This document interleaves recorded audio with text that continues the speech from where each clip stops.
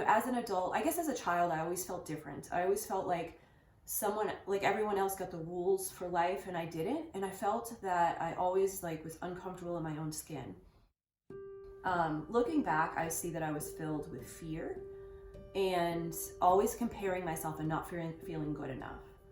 So I was drinking a lot at college, and I started cutting my wrists.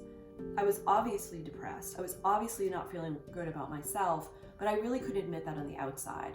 I don't think I really wanted to die, but I didn't feel like I wanted to live the life I was living. I was asked to leave college. I ended up going to a therapist, and then they let me back into school, and I graduated. So once I graduated, or right before I graduated, I started drinking again, and those feelings never stopped. It was just that I was anesthetizing and trying to make myself not deal with the reality that was inside of me, which is that I just felt so empty and broken and different. I had gotten married. I moved to Charlotte, North Carolina from Massachusetts, where I'm from.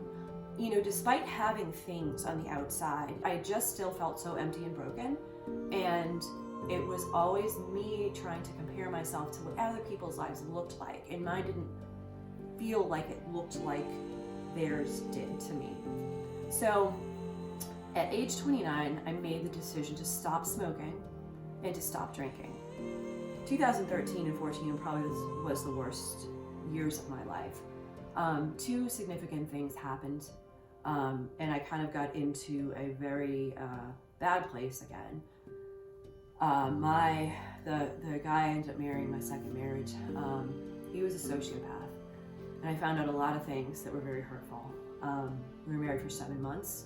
He up and left one day, and that broke me because I had believed everything was real, and it wasn't. I luckily never started smoking or drinking again, and one thing that I can say that kept me just centered in my life was going to the gym.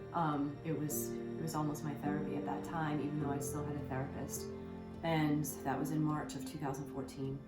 In May of 2014, my dad went into the hospital, was diagnosed with small cell lung cancer, and passed away within 3 weeks. And during that time, there was a lot of just putting one foot in front of the other, doing the things that I had to do. So luckily I had a pretty structured life, and that really helped me.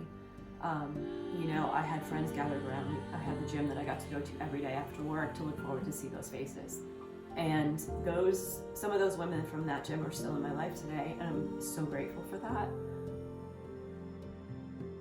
When I got interested in nutrition was in 2016. I have actually been remarried to my current husband, who's a wonderful person. And in 2016, I decided to take a deeper dive into nutrition and do the Precision Nutrition 1 certification. It was more for my personal benefit, and it kind of just like gave me a whole new sense of purpose and passion. And I was just like, I'm so passionate about looking at how people's lives can change. I see how my life changed from fitness and nutrition, coming from a very broken young adult, having life happen. The things that I can say that were consistent was being able to have fitness in my life, being able to feel like I had something to turn to. I didn't have to drink anymore, I didn't have to smoke anymore, I didn't have to get into an unhealthy relationship with food anymore. And I literally was just like, wow, I may be able to help some other people with this. So I took, a deeper dive, and I started to kind of look at balancing all of my different macros. I started to look at some of those deep health elements, and realizing that I had a sense of purpose now, in my life. I have a faith for me that works in my life. I have people in my life that in my environment that are supportive of me. And I feel like that nutrition journey was so much more for me. It was so much more on the physical, mental, emotional, spiritual, giving me a sense of purpose, relationships. And it continues to evolve for me.